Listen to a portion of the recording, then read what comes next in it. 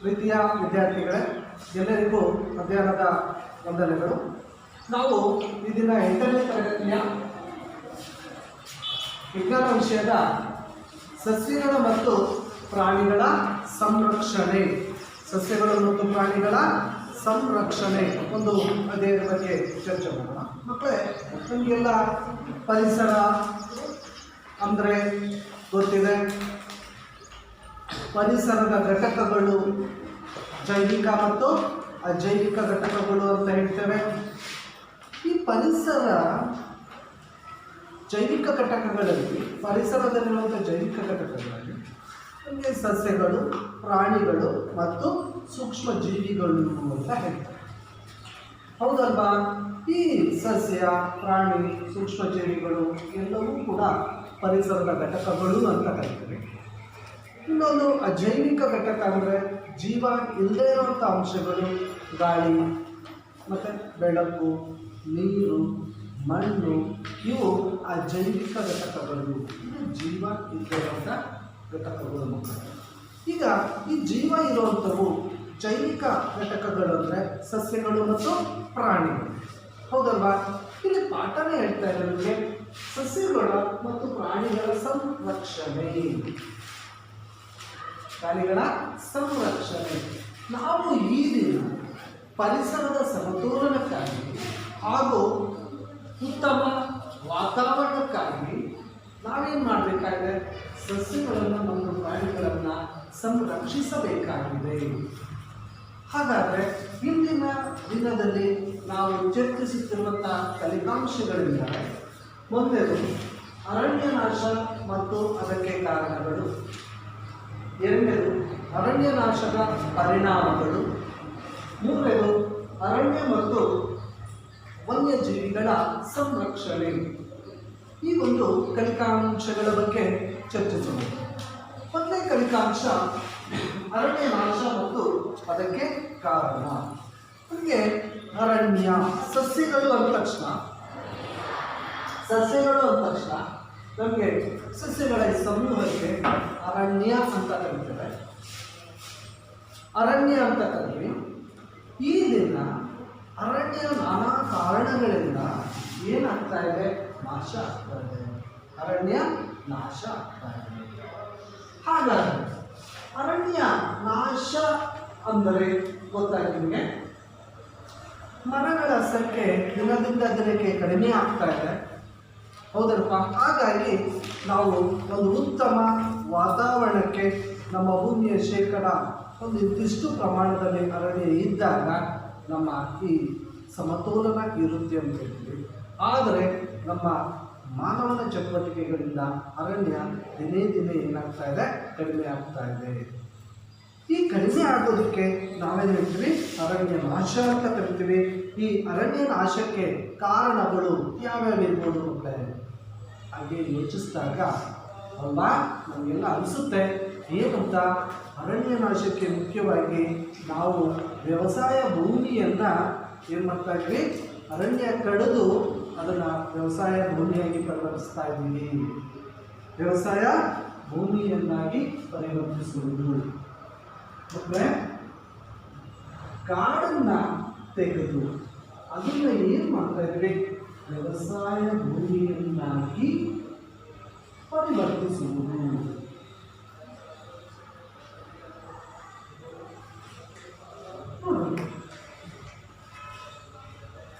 ಇಷ್ಟೊಂದು ಕಾಡನ್ನೆಲ್ಲ ತೆಗೆದುಬಿಡು, ಅಲ್ಲಿ ವ್ಯವಸಾಯ ಮಾಡು.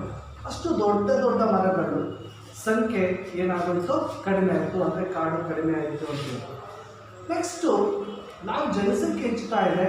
ಅರಣ್ಯಗಳನ್ನು ಅಥವಾ ಮರಗಳನ್ನು ಕಡಿದು ಅಲ್ಲಿ ಮನೆ ಕಟ್ಟೋದು ಮತ್ತು ಕಾರ್ಖಾನೆಗಳ ನಿರ್ಮಾಣ. ಮನೆ ಮತ್ತು ಕಾರ್ಖಾನೆಗಳ ನಿರ್ಮಾಣ. ನೋಡಿ, ನಾವು ಮರವನ್ನು ತೆಗೆದು ಅಲ್ಲಿ ಮನೆ ನಿರ್ಮಿಸ್ತಾ ಇದ್ದೀವಿ, ಮನೆ ಕಟ್ತಾ ಇದ್ದಾರೆ, ಹಾಗಾಗಿ ಕಾರ್ಖಾನೆಗಳನ್ನು ನಿರ್ಮಿಸ್ತಾ ಇದ್ದಾರೆ, ಸ್ಥಾಪಿಸ್ತಾ ಇದ್ದಾರೆ. ಹೀಗೆ ನಾವು ಭೂಮಿಯನ್ನು ನಾವು ಇಲ್ಲಿ ಈ ಮನೆಗಳ ಕಟ್ಟೋದಕ್ಕೆ ನಾವು ನಗರೀಕರಣ ಅಂತ ಕರಿತೀವಿ. ನಗರೀಕರಣ ಸೈಟ್ ಮಾಡಿ ಅಲ್ಲಿ ಏನು ಮಾಡ್ತಾ ಇದ್ವಿ? ಮನೆಗಳು ಕಟ್ತಾ ಇದ್ವಿ. ಆಗ ಏನಾಗ್ತಿದೆ? ಅರಣ್ಯ ನಾಶ ಆಗ್ತಿದೆ. ಹಾಗೆಯೇ ಕೈಗಾರಿಕೆಗಳ ಸ್ಥಾಪನೆ.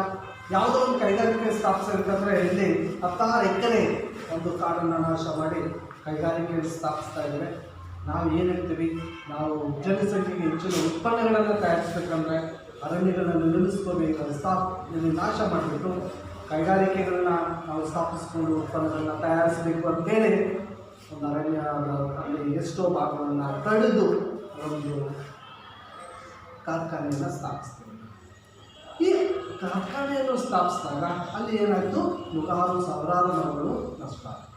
ನಮಗೆ ಇಲ್ಲಿ ಹೈವೇಲಿ ನೋಡಿ ಮಕ್ಕಳೇ, ಈಗ ರಸ್ತೆಯ ಅಗಲೀಕರಣ ಆಗ್ತಾ ಇದೆ. ಹೈವೇಲಿ ಅಂಗೋಡಿನ ಹೈವೇಲಿ ರಸ್ತೆಯ ಅಗಲೀಕರಣ, ಅಥವಾ ನಗರದಲ್ಲಿ ನೀವು ನೋಡಿರ್ಬೋದು ಎಷ್ಟೋ ರಸ್ತೆಗಳನ್ನು ನಾವು ಸಂಚಾರ ಇಲ್ಲಿ ಜಾಸ್ತಿ ಆದರೆ, ಟ್ರಾಫಿಕ್ ಜಾಸ್ತಿ ಆದರೆ ಏನು ಮಾಡ್ತಾರೆ? ರಸ್ತೆಯನ್ನು ಅಗಲ ಮಾಡ್ತಾರೆ.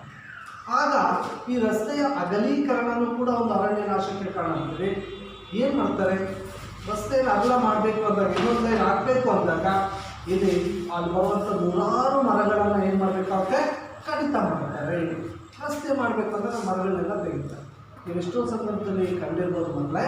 ಹೀಗೆ ಎಷ್ಟೋ ಪರಿಸರವಾದಿಗಳು ಏನು ಮಾಡ್ತಾರೆ ಅಲ್ವಾ? ವಿರೋಧಿಸ್ತಾರೆ. ನಮಗೆ ರಸ್ತೆ ಅಗಲೀಕರಣ ಮಾಡಬೇಡ್ರಿ, ಇಲ್ಲಿ ಇಷ್ಟು ನೂರಾರು ಮರಗಳು ಹೋಗ್ತವೆ. ಯಾಕೆ? ನಾವು ಈ ಥರ ಅಭಿವೃದ್ಧಿ ಕಾರ್ಯಗಳ ಹೆಸರಲ್ಲಿ ಮರಗಳು ಈಗ ಹೇಳಿದ ಹೈವೇಯಲ್ಲಿ ಕೂಡ ನಮ್ಮ ಶಾಲೆಯ ಆವರಣದ ಎಷ್ಟು ಮರಗಳು ನಿಮ್ಮ ಕಣ್ಣು ಮುಂದೆಲ್ಲ ಹೋದವು. ಕಾರಣ ರಸ್ತೆಯ ಅಗಲೀಕರಣ. ಹೀಗೆ ನಮ್ಮ ಅನೇಕ ಚಟುವಟಿಕೆಗಳಿಂದ ಅರಣ್ಯ ಏನಾಗ್ತಾ ಇದೆ? ನಾಶ ಆಗ್ತಾ ಇದೆ. ಮತ್ತು ಈ ಮರಗಳನ್ನು ಕಡಿದು ನಮಗೆ ಪೀಠೋಪಕರಣಗಳನ್ನು ಮತ್ತು ಉರುವಲನ್ನಾಗಿ ನಾವು ಬಳಸಲಿಕ್ಕೆ ಮರಗಳನ್ನು ಕಡಿತಾ ಇದ್ದೀವಿ. ಒಂದು ಪೀಠೋಪಕರಣಗಳ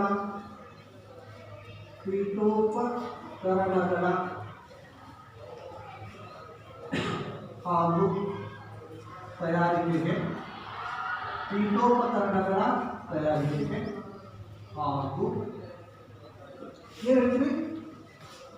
ಇಂಧನವಾಗಿ ಅಂದರೆ ಉರುವಲಾಗಿ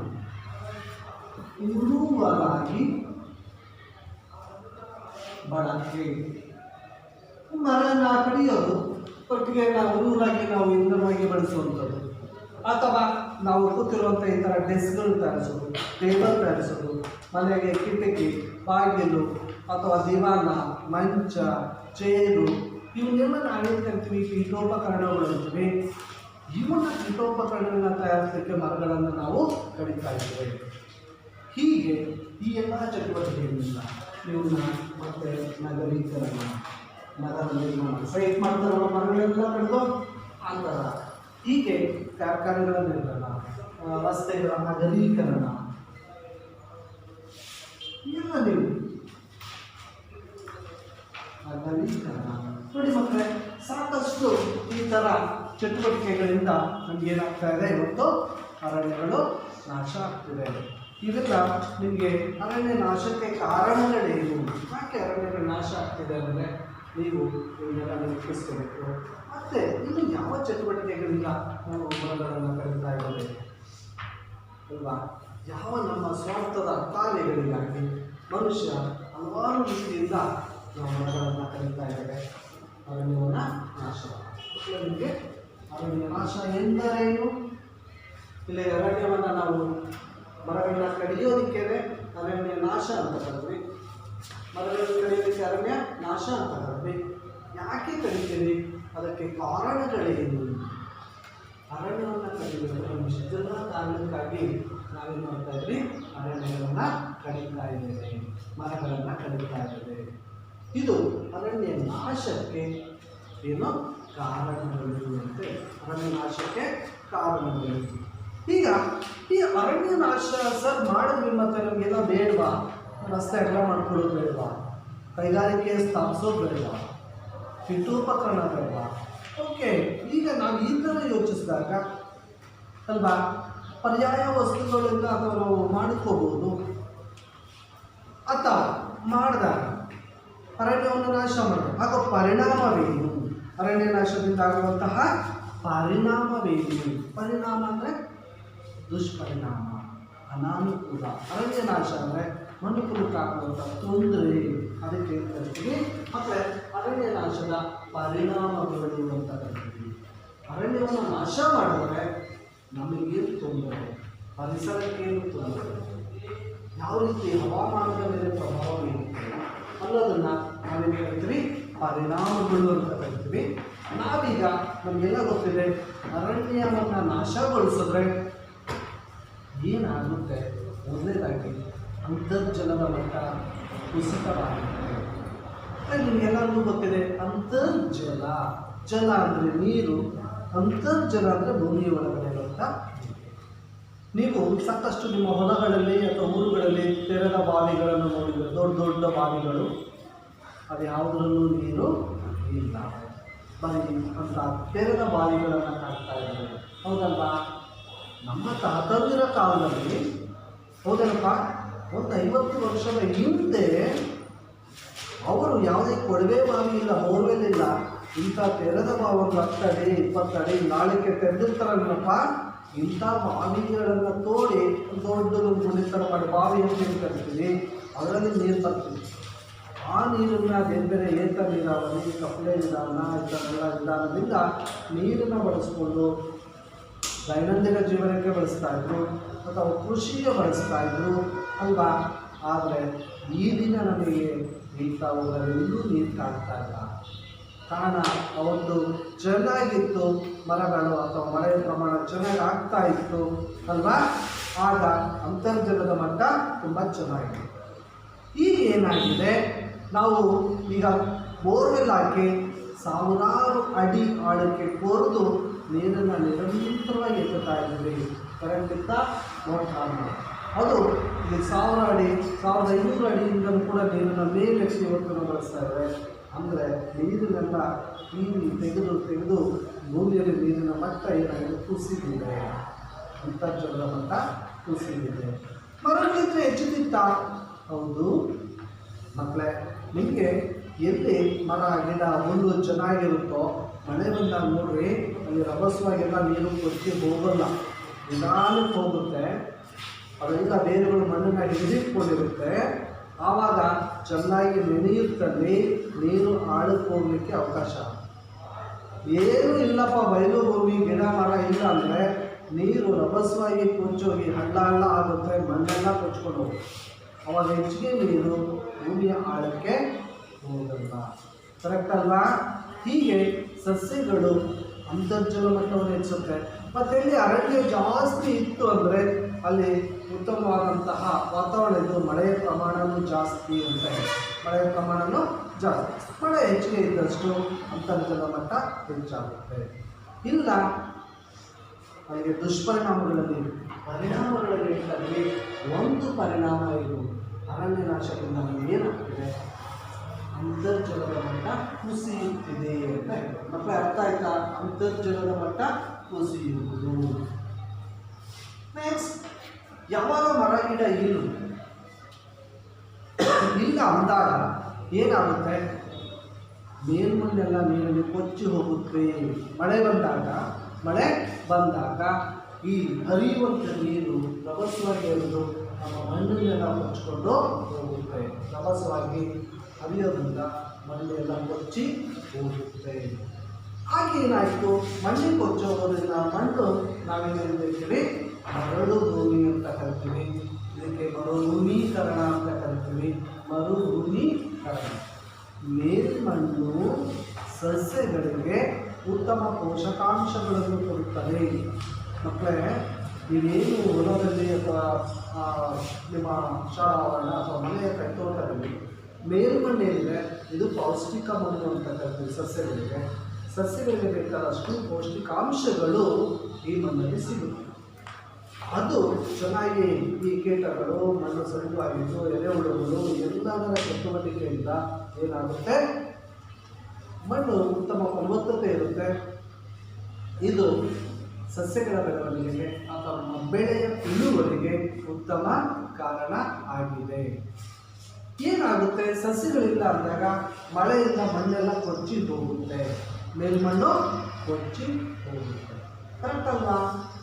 ಮೇಲ್ಮಣ್ಣು ಏನಾಗುತ್ತೆ, ನೀರಿಂದ ಕೊಚ್ಚಿ ಹೋಗುತ್ತೆ. ಕೊಚ್ಚಿ ಹೋದಾಗ ಮೇಲ್ಮಣ್ಣಿಲ್ಲ ಅಂದರೆ ಗಿಡಗಳು ಚೆನ್ನಾಗಿ ಬೆಳೆಯುತ್ತಾ? ಇದನ್ನು ನಾವೇನು ಹೇಳ್ತೀವಿ?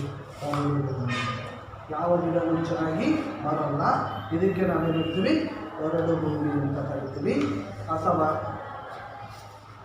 ಫಲವತ್ತತೆಯನ್ನು ಕಳೆದುಕೊಂಡಿದೆ ಅಂತ ಹೇಳ್ತೀವಿ. ಆವಾಗ ಚೆನ್ನಾಗಿ ಬೆಳೆ ಬರಲ್ಲ. ಇದು ಕೂಡ ಒಂದು ಮತ್ತೊಂದು ದುಷ್ಪರಿಣಾಮ ಏನಾಗ್ತೀವಿ? ಬರೋದು ಆಗುವುದು. ಯಾವಾಗ ಮಳೆಗಾಗಲ್ವೋ ಇದಕ್ಕೆ ನಾವು ಬರಗಾಲ ಅಂತ ಕರಿತೀವಿ. ಕರೆಕ್ಟ್ ಅಲ್ವಾ? ಬರಗಾಲ ಅಂತ ಕರಿತೀವಿ. ಇದು ಕೂಡ ಅರಣ್ಯ ನಾಶದಿಂದ ಆಗುವಂಥ ದುಷ್ಪರಿಣಾಮ. ಮರುಭೂಮೀಕರಣ ಅಂದರೆ ಫಲವತ್ತತೆ ಇಲ್ಲದೆ ಇದೆ. ಫಲವತ್ತತೆ ಇಲ್ಲ, ಮರಳಿಂದ ತುಂಬಿರುತ್ತಲ್ವಾ, ಅದಕ್ಕೆ ನಾವು ಮರುಭೂಮಿ. ಯಾವುದಾದ್ರೂ ಗಿಡ ಬೆಳೆಯುತ್ತಾ? ಇಲ್ಲ. ಅಲ್ಲಿ ಪೌಷ್ಟಿಕಾಂಶದ ಕೊರತೆ ಇದೆ ಮಣ್ಣಲ್ಲಿ, ಆಗ ಏನಂತೀವಿ? ಮರುಭೂಮೀಕರಣ. ನೆಕ್ಸ್ಟ್, ಈ ಮರಗಳು ನಿರಂತರವಾಗಿ ಈಗ ಉತ್ಪನ್ನಗಳನ್ನು ಯಾವುದೇ ಬೆಳೆ ಬೆಳೆಯೋಕ್ಕಾಗಲ್ಲ. ಈಗ ನಾವು ಹೇಳ್ತೀವಾಗ ಮಣ್ಣಿನ ಫಲವತ್ತತೆ ಕೊರತೆ ಆಗಿದೆ ಅನಿಸ್ತೇನೆ. ಅರಣ್ಯ ನಾಶದ ಪರಿಣಾಮಗಳು ಅಂದರೆ ಒಂದು ಅಂತರ್ಜಲದ ಮಟ್ಟ ಕಡಿಮೆಯಾಗುವುದು, ಎರಡನೇದು ಬಂಜರು ಭೂಮಿಯಾಗುವುದು ಅಥವಾ ಮರುಭೂಮೀಕರಣ ಅಂತ ಕರಿತೀವಿ. ಮಳೆಯ ಪ್ರಮಾಣ ಕಡಿಮೆಯಾಗುವುದು, ಬರಗಾಲ ಅಂತ ಕರಿತೀವಿ. ಮತ್ತು ಯಾವಾಗ ಸಸ್ಯಗಳು ಇರಲು ಅರಣ್ಯ ಇರಲು ಬೇರೆ ಪ್ರಾಣಿಗಳು ಕೂಡ ಸಂತತಿ ಕಡಿಮೆ ಆಗುತ್ತೆ. ಪ್ರಾಣಿಗಳ ಸಂತತಿಯೂ ಕೂಡ ಕಡಿಮೆ ಆಗುತ್ತೆ. ಯಾಕೆ ಅಂದರೆ ಇಲ್ಲಿ ಪ್ರಾಣಿಗಳ ಮನೆ ಯಾವುದು ಅಂದರೆ ಕರಡು. ಕಾಡು ಪ್ರಾಣಿಗಳ ಮನೆ ಯಾವುದು? ಕಾಡು. ಕರೆಕ್ಟ್ ಅಲ್ವಾ? ಅರಣ್ಯ ಅಂತ ಕರಿತೀವಿ. ಇಂಥ ಕಾಡನ್ನೇ ನಾವು ನಾಶ ಮಾಡಿಸಿದಾಗ ನಾವು ಕೇಳ್ತಾ ಇರ್ತೀವಿ ಮಕ್ಕಳೇ, ನಾಡಿಗೆ ಅಥವಾ ಹಳ್ಳಿಗಳಿಗೆ ಆನೆ ಬರೋದು, ಚಿರತೆ ಬರೋದು ಅಲ್ವಾ? ಬೇರೆ ಕಾಡು ಪ್ರಾಣಿಗಳೆಲ್ಲ ಊರುಗಳಿಗೆ ಬರ್ತಾ ಇದೆ. ಯಾಕೆ ಬರ್ತಾ ಇದೆ? ನಾವು ಮನುಷ್ಯರ ಕಾಡಿಗೆ ಕಾಲಿಟ್ಟಿದ್ದೇವೆ. ಅವುಗಳ ಜಾಗಕ್ಕೆ ನಾವು ಹೋಗಿ ಅವುಗಳ ಆವಾಸವನ್ನು ಆಕ್ರಮಿಸ್ಕೊತಾ ಇದ್ವಿ. ಅವಕ್ಕೆ ಜಾಗ ಇಲ್ಲದೆ ಏನು ಮಾಡ್ತಿದೆ? ಕಾಡಿಗೆ ಆಚೆ ಬರ್ತಾ ಇದೆ, ನಾಡಿಗೆ ಬರ್ತಾ ಇದೆ. ನಾಡಿಗೆ ಬಂದರೆ ಏನಾಯಿತು? ಅವುಗಳ ಸಂತತಿ ಕಡಿಮೆ ಆಗುತ್ತೆ. ಯಾರೋ ಒಬ್ಬರ ಮೇಲೆ ಆಕ್ರಮಣ ಮಾಡಿದ್ರೆ ಅವ್ರಿಗೆ ಚಿರತೆ ಅಥವಾ ಹುಲಿ, ಆ ನರಭಕ್ಷಕ ಚಿರತೆ ಪ್ರತ್ಯಕ್ಷ ಇಂಥ ಊರಲ್ಲಿ ಬಂದಿದೆ. ಅರಣ್ಯ ಇಲಾಖೆಯವರು ಅದನ್ನೆಲ್ಲ ನೋಡ್ತಾರೆ, ಅದನ್ನು ಹಿಡಿತಾರೆ. ಯಾರೋ ಒಬ್ಬರಿಬ್ಬರನ್ನ ಮನುಷ್ಯನೇನಾದರೂ ಸಾಯಿಸಿದ್ರೆ ಅದನ್ನು ಮುಂದಿಟ್ಟು ಕೊಲ್ತೇವೆ, ಅಥವಾ ಮಾಂಸಕ್ಕಾಗಿನೋ ಚರ್ಮಕ್ಕಾಗಿನೋ ಈ ಥರ ಬೇರೆ ಬೇರೆ ಕಾರಣಗಳಿಂದ ಬಂದಂಥ ಪ್ರಾಣಿಗಳನ್ನು ನಾವು ಬೇಟೆಯಾಡಿ ಕೊಂದು ಅವುಗಳ ಸಂತತಿಯನ್ನು ಕಡಿಮೆ. ಅದೇ ಕಾಡು ಚೆನ್ನಾಗಿದ್ದರೆ ಅವೆಲ್ಲ ಕಾಡೊಳಗಡೆ ಇರ್ತಾ ಇದ್ವು, ಅವು ಕೂಡ ಸಂರಕ್ಷಣೆ ಆಗ್ತಾ ಇತ್ತು.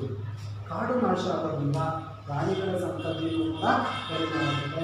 ಪರಿಸರದ ಸಮತೋಲನ ಹದಗೆಡುತ್ತೆ. ಹೀಗೆಲ್ಲ ಅರಣ್ಯ ನಾಶದಿಂದಾಗುವಂತಹ ಪರಿಣಾಮಗಳು.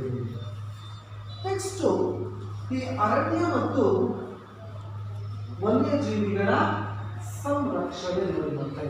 ಹಾಗಾದರೆ ಅರಣ್ಯವನ್ನು ನಾವು ಹೇಗೆ ಸಂರಕ್ಷಿಸಬೇಕು? ಹೇಗೆ ಸಂರಕ್ಷಿಸೋಣ ಅರಣ್ಯವನ್ನು, ಮರಗಳನ್ನು? ಖಂಡಿತ ಮಕ್ಕಳೇ, ಕಾನೂನಿನ ಪ್ರಕಾರ ಸಾಕಷ್ಟು ನಿಯಮಾವಳಿಗಳಿದೆ. ನಾವು ಮರಗಳನ್ನು ಕಡಿಯಲಿಕ್ಕೆ ನಿರ್ಬಂಧ ಇದೆ, ಹೌದೇನಪ್ಪ? ಹಾಗೇನೆ ಒಂದು ಎಲ್ಲ ಸಂರಕ್ಷಿತ ವಲಯ ಅಂತ ಹೇಳ್ತೀವಿ ನಾವು. ಅದನ್ನು ನೀವು ಅಭಯಾರಣ್ಯಗಳು ಅಂತ ಕರಿತೇವೆ, ಮೀಸಲು ಪ್ರದೇಶ ಅಂತ ಕರಿತೀವಿ. ಈ ಒಂದು ಇಷ್ಟು ಜಾಗದಲ್ಲಿ ಮಾನವನ ಯಾವುದೇ ಚಟುವಟಿಕೆಗಳನ್ನು ನಡೆಸಬಾರದು, ಯಾರೋ ಮರಗಳನ್ನು ಕಡಿಯಬಾರದು ಅಲ್ವಾ?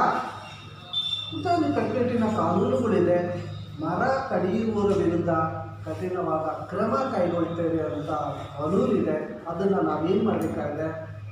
ಶಿಸ್ತುಬದ್ಧವಾಗಿ ಪಾಲಿಸಬೇಕಿದೆ.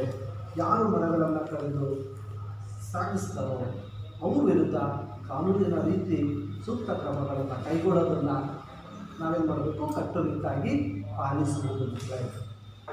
ನೆಕ್ಸ್ಟ್, ಗಿಡಗಳನ್ನು ನೆಡುವುದು ಹೌದಲ್ವಾ? ನಾವು ಎಷ್ಟೋ ಕಾರ್ಯಕ್ರಮ ಮಾಡ್ತೀವಿ ಮಕ್ಕಳೇ. ಪರಿಸರ ದಿನಾಚರಣೆ, ವಿಶ್ವ ಪರಿಸರ ದಿನಾಚರಣೆ ನಮಗೆಲ್ಲ ಗೊತ್ತಿದೆ. ಜೂನ್ 5 ವಿಶ್ವ ಪರಿಸರ ದಿನಾಚರಣೆ. ಪ್ರತಿ ವರ್ಷ ದೇಶಾದ್ಯಂತ ನಾವೇನು ಮಾಡ್ತೀವಿ, ಜೂನ್ 5ಕ್ಕೆ ಪರಿಸರ ದಿನಾಚರಣೆ ಅಂತ ಕ್ರಮಗಳಾಗ್ತೀವಿ. ಜನರಿಗೆ ಮತ್ತು ಶಾಲಾಗಳಲ್ಲಿ ವಿವಿಧ ಸಂಸ್ಥೆಗಳವರು ಏನು ಮಾಡ್ತಾರೆ, ಪರಿಸರದಲ್ಲಿ ಸಸ್ಯಗಳ ಪ್ರಾಮುಖ್ಯತೆ ಏನು, ಸಸ್ಯಗಳನ್ನು ಯಾಕೆ ಬೆಳೆಸಬೇಕು, ಅವುಗಳ ಮಹತ್ವವನ್ನು ಬೇರೆ ಜನರಲ್ಲಿ ಅರಿವನ್ನು ಮೂಡಿಸಿ, ನಾವು ಕೂಡ ಶಾಲೆಗಳಲ್ಲಿ ಊರಲ್ಲಿ ಮೆರವಣಿಗೆ ಹೋಗಿ ನೀವೆಲ್ಲ ಘೋಷಣೆ ಹೋಗ್ತೀರಾ, ಕಾಡಿದ್ದರೆ ನಾಡು, ಹಸಿರೇ ಉಸಿರು ಅಲ್ವಾ. ಸಾಕಷ್ಟು ಘೋಷಣೆಗಳನ್ನು ಕೊಟ್ಟ ಜನರಿಗೆ ಒಂದು ಸಸ್ಯಗಳ ಮಹತ್ವದ ಬಗ್ಗೆ ತಿಳಿಸ್ಕೊಡ್ತಾರೆ. ನಮಗೆ ಒಬ್ಬ ಆ ದಿನ ಇಂಥ ಕಾರ್ಯಕ್ರಮಗಳನ್ನು ಏರ್ಪಡಿಸಿ ಜನಗಳಿಗೆ ಉಚಿತವಾಗಿ ಗಿಡಗಳನ್ನು ಕೊಟ್ಟು ಗಿಡಗಳನ್ನು ನೆಡುವಂಥ ಕಾರ್ಯಕ್ರಮ. ವಿವಿಧ ಇಲಾಖೆಗಳಲ್ಲಿ ಸಂಘ ಸಂಸ್ಥೆಯವರು ಏನು ಮಾಡ್ತಾರೆ, ಗಿಡಗಳನ್ನು ನೆಟ್ಟು ಆಚರಣೆಗಳನ್ನು ಮಾಡ್ತಾರೆ. ವನ ಮಹೋತ್ಸವ ಅಂತ ಆಚರಣೆ ಮಾಡ್ತಾರೆ, ವಿಶ್ವ ಪರಿಸರ ದಿನಾಚರಣೆ ಅಂತ ಮಾಡ್ತಾರೆ. ಇವೆಲ್ಲ ಮಾಡೋದ್ರಿಂದ ನಾವು ಗಿಡಗಳನ್ನು ನೆಟ್ಟು ಪೋಷಿಸಿ ಒಟ್ಟಾರೆ ಪರಿಸರದಲ್ಲಿ ಈ ಗಿಡಗಳ ಸಂಖ್ಯೆಯನ್ನು ಹೆಚ್ಚಿಸುವುದು ಮತ್ತು ಕೆಲವು ಪ್ರದೇಶಗಳನ್ನು ಸಂರಕ್ಷಿಸಿ ಮೀಸಲಿಡುವುದರಿಂದಲೂ ಕೂಡ ಅಲ್ಲಿ ಯಾವುದೇ ಚಟುವಟಿಕೆಗಳು, ಮನುಷ್ಯರು ಯಾವುದೇ ಕೈಗಾರಿಕೆ ಸ್ಥಾಪನೆ ಆಗಲಿ, ಮನೆಗಳ ನಿರ್ಮಾಣ ಆಗಲಿ, ಮರ ಕಡಿಯೋದಾಗಲಿ, ರಸ್ತೆ ಮಾಡೋದಾಗಲಿ, ಯಾವುದೇ ಚಟುವಟಿಕೆಯನ್ನು ಮಾಡದೇ ಇರೋದಕ್ಕೆ ಸಂರಕ್ಷಣೆ ಮಾಡೋದು ಕೂಡ ನಾವಲ್ಲಿ ಅಭಯಾರಣ್ಯಗಳ ಸ್ಥಾಪನೆ ಅಂತ ಕರಿತೀವಿ. ಇವುಗಳಿಂದ ಪ್ರಾಣಿಗಳ ಸಸ್ಯಗಳನ್ನು ನಾವೇನು ಮಾಡ್ತೀವಿ, ಸಂರಕ್ಷಿಸ್ತೇವೆ. ಹೌದಲ್ವಾ, ಸಸ್ಯಗಳನ್ನು ಸಂರಕ್ಷಿಸುತ್ತೇವೆ ಅಲ್ವಾ ಮಕ್ಕಳೇ. ಹೀಗೆ ಮತ್ತೆ ನಮ್ಗೆ ಗೊತ್ತಿದೆ ಎಷ್ಟೊಂದು ಚಳುವಳಿಗಳು ಏನಂತ ನಡೆದಿದೆ. ನಮಗೆ ಅಪ್ಪಿಕೋ ಚಳುವಳಿ ಅಂತ ಬರುತ್ತೆ. ಗುಜರಾತಲ್ಲಿ ಒಂದು ಕಡೆ ಮರಗಳನ್ನು, ಹಳ್ಳಿಯಲ್ಲಿರುವಂಥ ಮರಗಳನ್ನು ಕಡಿಯಲಿಕ್ಕೆ ಹೋಗ್ತಾರೆ. ಅಲ್ಲಿನ ಒಬ್ಬ ಪಾಳೆಗಾರ ಆಜ್ಞೆ ಮಾಡಿರ್ತಾನೆ ಅಥವಾ ರಾಜ ಅಲ್ಲಿಂದು ಕಡಿಲಿಕ್ಕೆ ಹೋದಾಗ ಊರಿನ ಜನ ಏನು ಮಾಡ್ತಾರೆ, ಮರಗಳನ್ನು ಅಪ್ಕೊಳ್ತಾರೆ. ನಮ್ಮ ಊರಿನ ಮರಗಳು, ನಾವು ಇವುಗಳನ್ನು ಕಡಿಲಿಕ್ಕೆ ಅವಕಾಶ ಕೊಡೋಣ. ಇವುಗಳನ್ನ ಕಡಿಯೋದಾದರೆ ಮೊದಲು ನಮ್ಮನ್ನು ಕಡೀರಿ, ನಮ್ಮ ಪ್ರಾಣ ತಗೊಳ್ಳಿ. ಅವುಗಳನ್ನ ಅಪ್ಕೊಳ್ತಾರೆ, ಎಲ್ಲ ಚಳುವಳಿ ಮಾಡ್ತಾರೆ. ಚಳುವಳಿ ಅಂದರೆ ಸ್ಟ್ರೈಕ್ ಮಾಡೋದು. ಯಾವ ಕಾರಣಕ್ಕೂ ನಮ್ಮ ಊರಲ್ಲಿರುವಂಥ ನಮಗೆ ದಿನನಿತ್ಯ ಬೇಕಾದಂಥ ಉರುಗಳನ್ನು ಕೊಡ್ತಾ ಇದೆ, ದನ ಕರುಗಳಿಗೆ ಮೇವು ಕೊಡ್ತಾ ಇದೆ, ಅಥವಾ ಅಲ್ಲಿ ಸಿಗುವಂಥ ಸಣ್ಣ ಪುಟ್ಟ ಕಚ್ಚಾ ವಸ್ತುಗಳನ್ನ ಬಳಸ್ಕೊಂಡು ಬಿದಿರನ್ನು, ಸೌದೆಯನ್ನು ಎಷ್ಟೋ ನಾವು ಉಪಜೀವನ ಮಾಡ್ತಾ ಇದ್ದೇವೆ ಹಳ್ಳಿಯಲ್ಲಿ. ನೀವು ಈ ಮರಗಳನ್ನು ಕಡಿದ್ಬಿಟ್ರೆ ನಮಗೆ ಜೀವನ ಇಲ್ಲ ಮತ್ತು ಒಂದು ಪರಿಸರದ ಸಮತೋಲನ ಹಾಳಾಗುತ್ತೆ, ನಾವು ಕಾರಣಕ್ಕೂ ಕಡಿಬಾರ್ದು ಅಂತ ಹೇಳಿ ಮರಗಳನ್ನು ಅಪ್ಕೊಳ್ತಾರಂತವೆಲ್ಲ. ನೀವು ಮರ ಕಡಿಯೋದಾದರೆ ನಮ್ಮನ್ನು ಮೊದಲು ಬಲಿ ತಗೊಳ್ಳಿ. ಹೀಗೆ ಅವರು ಆ ವಲಯದ ಮರಗಳನ್ನು ಉಳಿಸ್ಕೋತಾರೆ. ಇಂಥ ನಮ್ಮ ಜನಸಾಮಾನ್ಯರ ಏನು ಇಂಥ ಚಟುವಟಿಕೆಗಳು ಕೂಡ ನಾವು ಸಂರಕ್ಷಣೆ ಮಾಡಲಿಕ್ಕೆ ಇಂಥ ಹೋರಾಟಗಳೇನಂತ ಮಾಡಿದ್ದಾರೆ. ಹೌದೇನಪ್ಪ, ಈ ಥರ ಮಾಡಿ ನಾವು ಅರಣ್ಯ ಸಂರಕ್ಷಣವನ್ನು ಮಾಡ್ಕೋಬೇಕು. ಇದು ನಮ್ಮ ಪ್ರತಿಯೊಬ್ಬ ನಾಗರಿಕನಿಗೂ ಮನುಷ್ಯನಿಗೂ ಕೂಡ ಬೇಕು, ಆದ್ಯ ಕರ್ತವ್ಯ. ಮಕ್ಕಳೇ, ಈ ಪಾಠ ಇಟ್ಟಿರೋ ಉದ್ದೇಶ ಆಗ್ತಿದೆ ಸಸ್ಯ ಮತ್ತು ಪ್ರಾಣಿಗಳ ಸಂರಕ್ಷಣೆ. ಸಸ್ಯಗಳು ಇಲ್ಲ ಅಂದರೆ, ಹೌದಾ, ನಾವು ಸಸ್ಯ ಪ್ರಾಣಿಗಳ ಸಂಬಂಧ ಹೇಳಬೇಕಾದ್ರೆ ಸಸ್ಯಗಳು ನಮಗೆ ಆಮ್ಲಜನಕ ಕೊಡುತ್ತೆ.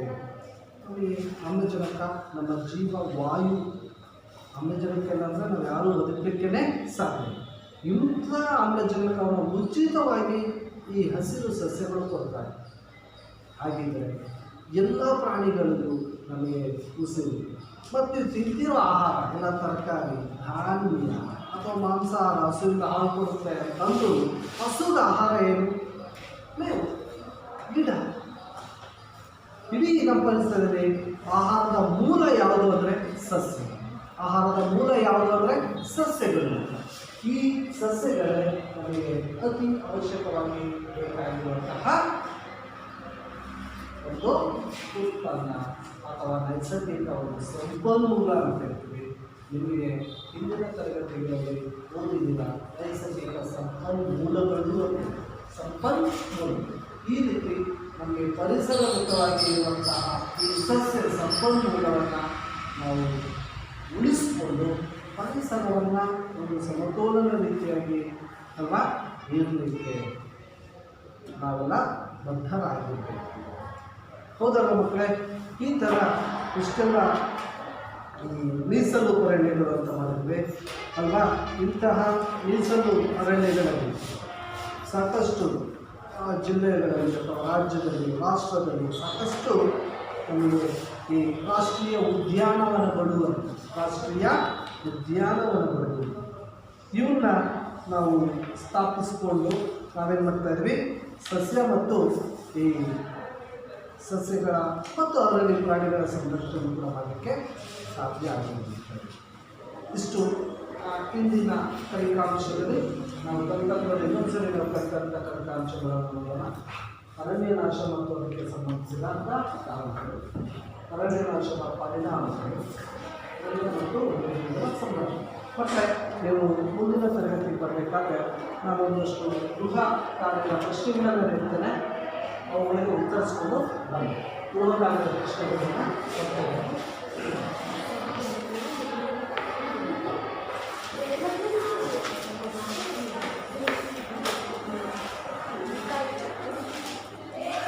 ಅರಣ್ಯ ನಾಶಕ್ಕೆ ಕಾರಣಗಳೇನು? ಅರಣ್ಯ ನಾಶಕ್ಕೆ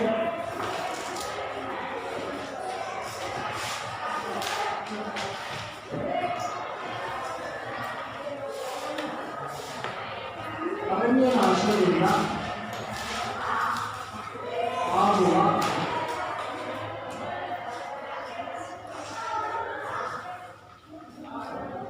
ಪರಿಣಾಮಗಳೇನು?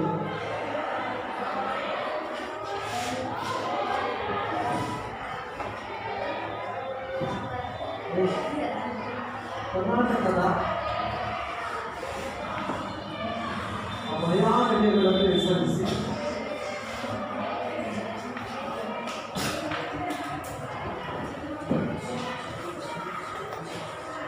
ಅಭಯಾರಣ್ಯಗಳನ್ನು ಹೆಸರಿಸಿ.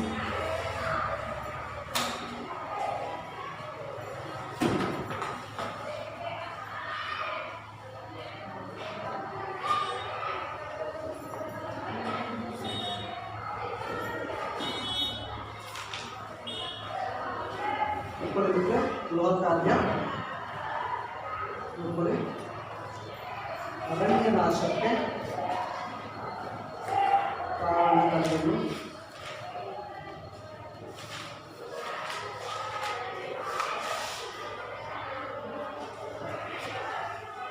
ಎರಡನೇ ಪ್ರಶ್ನೆ, ಅರಣ್ಯ ನಾಶದಿಂದ ಆಗುವ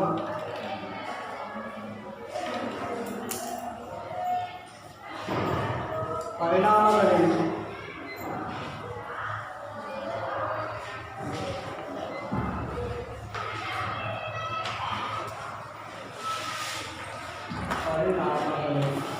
ಮೂರನೇ ಪ್ರಶ್ನೆ,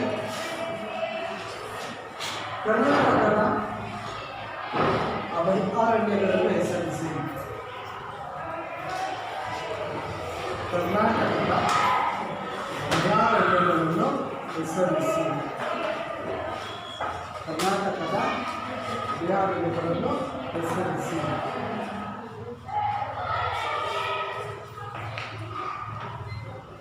ಈಗ ನಮಗೆ ಹಾಗಾದರೆ ಜಿಲ್ಲೆಯಲ್ಲಿ ಅಭಯಾರಣ್ಯಗಳು ನಿಮಗೆ ಹಮ್ಮಿಕೊಂಡಿದ್ರೆ ಪಾರ್ಕ್ ಗೊತ್ತಲ್ವಾ?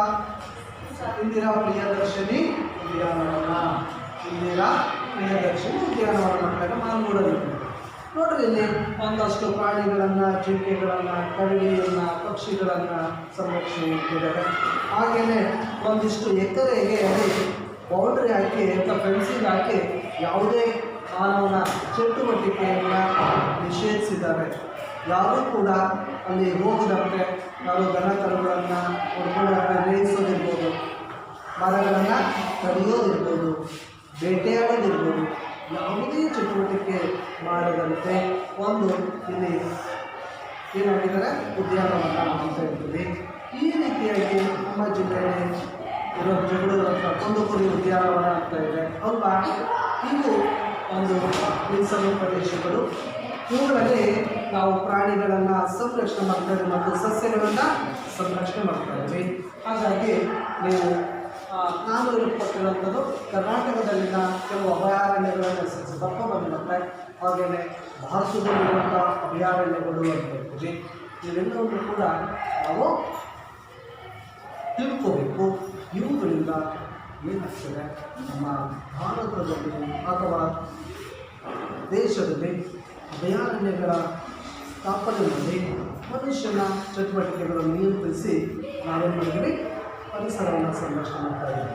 ಮತ್ತು ಮುಂದಿನ ತರಗತಿಯಲ್ಲಿ ನಾವು ಈ ಸಸ್ಯ ಸಂಪತ್ತು ಮತ್ತು ಪ್ರಾಣಿ ಸಂಪತ್ತು ಅನ್ನೋದ್ರ ಬಗ್ಗೆ, ಹಾಗೆ ಸ್ಥಳೀಯ ಪ್ರಭೇದಗಳು, ಈ ಸಸ್ಯ ಪ್ರಾಣಿಗಳಲ್ಲಿ ಸ್ಥಳೀಯ ಪ್ರಭೇದಗಳು, ನೆಕ್ಸ್ಟ್ ವನ್ಯಜೀವಿ ಧಾಮಗಳು.